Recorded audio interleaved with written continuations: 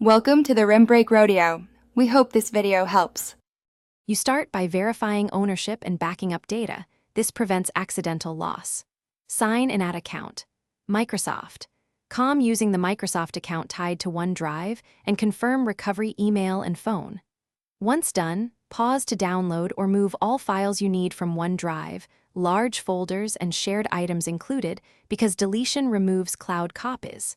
Make sure two-step verification is accessible. Otherwise, update security options now so you can continue to the account closure steps without interruption. Once your data is safe, stop syncing. Unlink OneDrive on each device and uninstall the OneDrive app where unnecessary. Next, cancel any active subscriptions tied to your Microsoft account. Microsoft 365 and extra storage are common culprits because charges may block closure.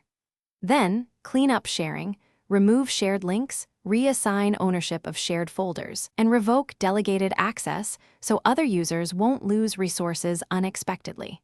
After these steps, your account is ready for formal closure. Now you close the Microsoft account that hosts OneDrive. Go to Settings, Your Info, and select Close Your Account. Read all warnings because this affects email, Xbox, and other services. Confirm your identity when prompted, acknowledge the consequences, and complete the closure. Microsoft typically retains the account for a waiting period, often 60 days, to allow recovery.